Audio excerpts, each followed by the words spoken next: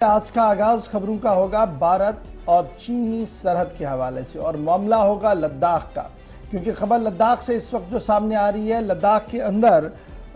खबर सामने आ रही है कि चीन की तरफ से 3 मोबाइल टावर जो है वो लाइन ऑफ एक्चुअल कंट्रोल के पास पास लगा दिए गए हैं। यानी जो चीन का अपना हिस्सा है, इस तरीके से आप इस खबर को समझिएगा कि चीन ने अपने इलाके के अंदर 3 मोबाइल टावर्स लगा दिए हैं और इस बात की बनक और इस बात की जानकारी जो है वो local councillor Ladakh autonomous hill development council के जो है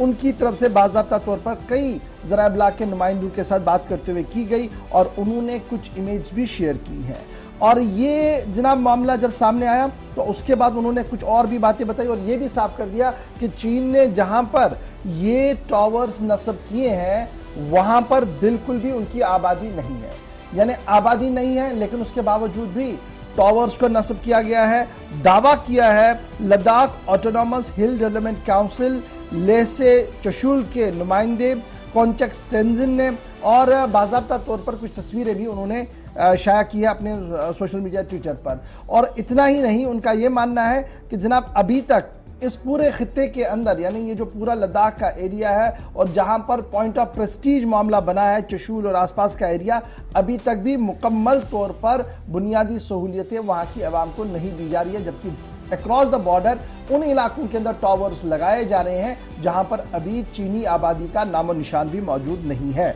एक तरफ से ये उनका मानना है, दूसरी तरफ से उनका यह भी मानना है कि देखिए ये पैंगोंग के बाद, यानी पैंगोंग टीएसओ के ऊपर जो ब्रिज बनाने की बात पिछले दिनों सामने आई थी, उसके बाद ये दूसरा बड़ा इंसिडेंट है जहां पर 3 मोबाइल टावर चीन ने हॉट स्प्रिंग के पास लगाने की कोशिश की है, जो 4G टावर्स इस तरीके से लग रहे हैं और ये वहां पर लगाए गए हैं जहां पर बिल्कुल भी आबादी का कोई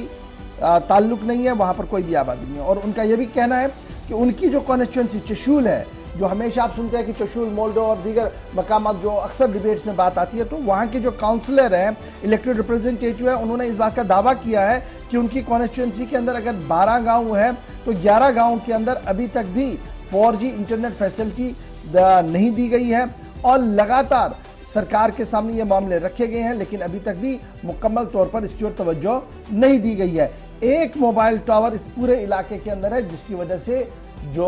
मवासलाती निज़ाम है वो बुरी तरह से मुतासिर है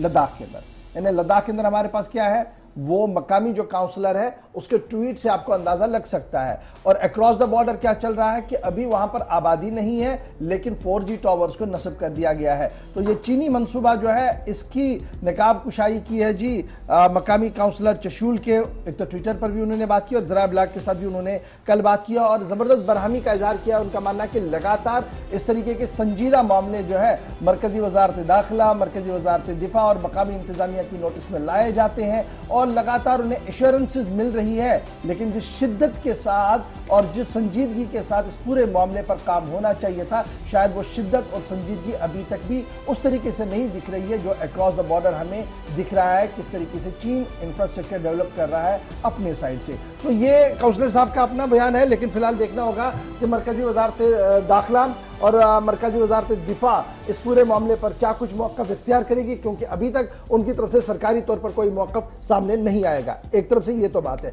दूसरी तरफ ये भी याद रखिएगा कि जिस दिन से लद्दाख इंसिडेंट हुआ है, यानी जब पैंगोंग त्सो के अंदर झड़प हुई और ये सारा मामला चला, उसके बाद मुज़ाकरात का अमल भी चल रहा है, तो बॉर्डर इंफ्रास्ट्रक्चर को डेवलप करने के लिए